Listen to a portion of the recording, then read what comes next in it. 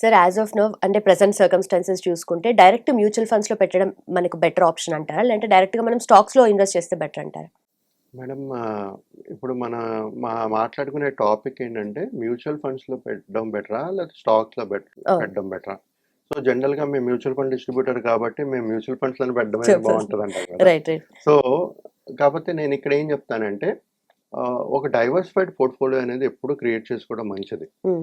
కాకపోతే ఎవరికి suitable stocks, ఎవరికి మ్యూచువల్ ఫండ్స్ సూటబుల్ అని మనం మాట్లాడుకుంటే వేరే ఫ్యాక్టర్స్ మనం డిస్కస్ చేస్తాం మేడం. ఫస్ట్ ఫ్యాక్టర్ ఎక్స్పర్టైజ్, అంటే మీరు ఎక్స్పర్టా కాదా అనేది ఈ రెండు విషయాల్లో తెలుసుకోవాలి. మ్యూచువల్ ఫండ్స్ ఏంటి, మనకి ఎక్స్పర్టైజ్ లో నుంచి మోడరేట్ ఉంటే సరే, అంటే బేసిక్స్ తెలిస్తే సరిపోతుంది.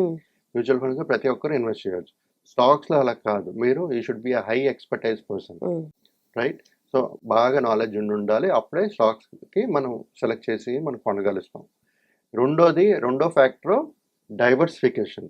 డైవర్సిఫికేషన్ అంటే ఎప్పుడైతే మనం మ్యూచువల్ ఫండ్స్లో పెడుతున్నామో, ఒక స్కీమ్లో పెడుతున్నామో, it is already well diversified portfolio. అంటే నంబర్ ఆఫ్ స్టాక్స్ ఒక ఫండ్లో ఉంటుంది కాబట్టి ఒక 5-10 స్టాక్స్ పడినా సరే మీద పెరిగే ఛాన్సెస్ ఉంటాయి. So it is a diversified portfolio which is suitable for every one. So మీరు ఇక్కడ దీనికి వచ్చారనుకో, స్టాక్స్ కానీ వస్తే డిపెండింగ్ ఆన్ ద ఇన్వెస్టర్, వాళ్ళు ఎన్ని స్టాక్స్ కొంటారు, ఎక్కడెక్కడ కొంటారు, ఏ సెక్టర్లో కొంటారు, అవన్నీ తెలిస్తే కానీ ఆ డైవర్సిఫికేషన్ అనేది చేయలేరు, రైట్? మూడోది రీసెర్చ్ మనం ఎంతవరకు చేయగలం. ఇప్పుడు మ్యూచువల్ ఫండ్స్లో అవసరం లేదు, కానీ స్టాక్స్ కొనేటప్పుడు ఆ స్టాక్ కంపెనీ గురించి రీసెర్చ్ చేయాలి, అనలైజ్ చేయాలి. Then only we can buy that stock. So ఆ అనలైజ్ మనం ప్రతి ఒక్కరు చేయగలరా అంటే చేయలేరు.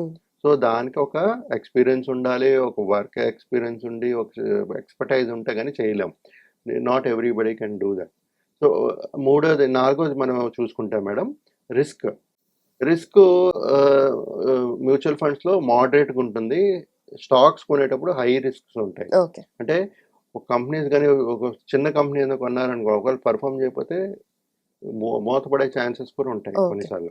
కానీ అదే డైవర్సిఫైడ్ పోర్ట్ఫోలియో ఉందనుకోండి, అయ్యే ఛాన్సెస్ లేదు, డబ్బులు జీరో అయ్యే ఛాన్సెస్ లేదు, ఒకటి కాకపోయినా ఒకటి వర్కౌట్ అవుతుంది. సో రిస్క్ మాట్లాడుకుంటే అది మేడం. తర్వాత టైము ఎంత స్పెండ్ చేయాలి మనం మ్యూచువల్ ఫండ్స్లో. మన టైమ్స్ ఒక్కసారి డిసైడ్ చేసి ఒక పోర్ట్ఫోలియో డిజైన్ చేసుకుని ఇన్వెస్ట్మెంట్స్ స్టార్ట్ చేస్తే మనం ఇంకా టైం దాని మీద ఎక్కువ పెట్టాల్సిన అవసరం లేదు. కానీ స్టాక్స్ కొనేటప్పుడు మనకి అసలు ఆ టైం ఉందా లేదా అనేది చూసుకోవాలి. మనం రెగ్యులర్గా మానిటర్ చేయాలి, ఏదైనా మార్పులు చేయాలన్నా, రీసెర్చ్ చేయాలన్నా ఆ టైం ఉండి మనం చేసే క్యాపబిలిటీ ఉండాలి.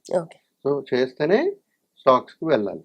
Okay, time is another factor, main factor అండి. తర్వాత ఏంటంటే పొటెన్షియల్ రిటర్న్స్ కానీ మనం మాట్లాడుకుంటే మ్యూచువల్ ఫండ్స్లో ఎప్పుడు మనం ఏం మాట్లాడతాం, ఒక ఇన్ఫ్లేషన్ బీట్ చేసే రిటర్న్స్ వస్తాయి, ఒక 12-15% ఆన్ అండ్ యావరేజ్ వచ్చే ఛాన్సెస్ ఉంటాయి, హిస్టారికల్ డేటా చెప్తుంది కాబట్టి. కానీ ఇక్కడ returns mutual funds are subjected to market risk.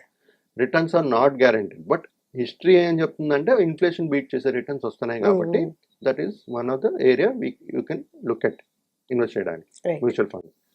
తర్వాత చూసుకుంటే మేడం, మన స్టాక్స్ కొనేటప్పుడు రిటర్న్స్ చాలా ఎక్కువ ఉంటుంది. ఓకే, ఎందుకంటే why people go to select stocks అంటే రిటర్న్స్ ఎక్కువ కావాలి. డబ్బులు ఎందుకు ఇన్వెస్ట్ చేస్తాం, మనకు బెటర్ రిటర్న్స్ కావాలి, వెల్త్ త్వరగా క్రియేట్ చేయాలి. సో స్టాక్స్ చేసేటప్పుడు మనం హై రిటర్న్స్ జనరేట్ చేస్తాయి, కానీ పడేటప్పుడు కూడా అలాగే పడుతుంది. సో ఇది అర్థం చేసుకోవాలి, మాక్సిమం రిస్క్ ఉంటుంది. ఇలాంటిది పొటెన్షియల్ రిటర్న్స్ అనేది హై చూడొచ్చు, లేకపోతే నెగిటివ్ రిటర్న్స్ కూడా చూసే ఛాన్సెస్ ఉంటాయి. సో అది ఆలోచించుకోవాలి. తర్వాత మేడం పర్ఫార్మెన్స్, అండర్ పర్ఫార్మెన్స్ ఎలాగుంటుందని మనం మాట్లాడుకుంటే మ్యూచువల్ ఫండ్లో లో ఉంటుంది. అండర్ పర్ఫార్మెన్స్ ఎందుకు లో ఉంటుందని నేను చెప్తున్నానంటే, డైవర్సిఫైడ్ పోర్ట్ఫోలియో ఉంటుంది. ఇందులో మాట్లాడాను కదా మేడం, ఒక స్కీమ్లో కానీ ఒక 30-40 స్టాక్స్ ఉంది, దాంట్లో ఒక 5 కంపెనీ స్టాక్స్ పడింది, మిగతావన్నీ పెరిగాయి. సో అక్కడ ఏంటంటే మన రిస్క్ని తగ్గించుకుంటూ రిటర్న్స్ కూడా ఒక రెగ్యులర్, ఒక ఫ్లాట్, ఒక రీజనబుల్ రిటర్న్స్ అనేది జనరేట్ చేయగలుగుతాం మ్యూచువల్ ఫండ్లో. అదే స్టాక్స్లో మనం చూసుకుంటే ఇప్పుడు చాలా హై ఉంటుంది, under performance some times volatile మార్కెట్లో చాలా ఉంటుంది. ఆ రిటర్న్స్ కూడా మనం ఆ నెగిటివ్ రిటర్న్స్ మనం తీసుకోగలమా లేదా అనేది ప్రతి ఇన్వెస్టర్ చూడవలసిన ఇది. ఓకే, తర్వాత ఎమోషనల్.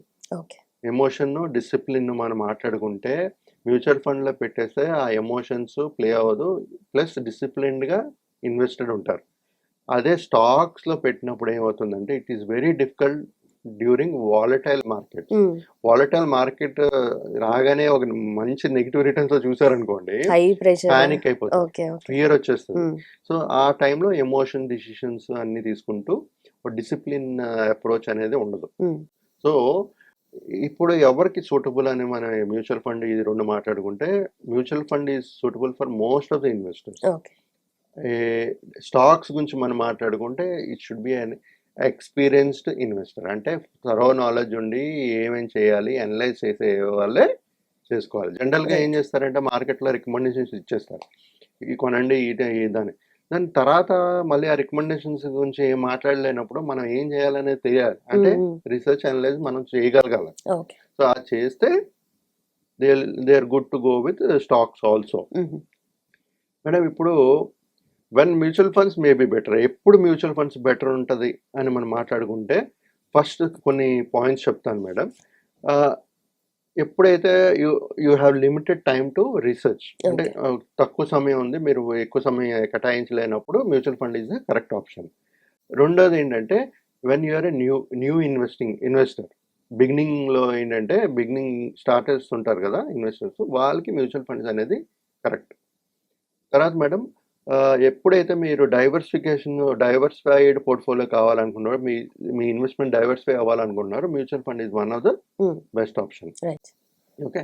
తర్వాత is, investing is very easy at by SIP కానీ ఎస్టీపీ కానీ చిన్న అమౌంట్లో కూడా మనం ఇన్వెస్ట్మెంట్ చేసుకుంటూ వెళ్ళచ్చు, right from 100 rupees to any amount.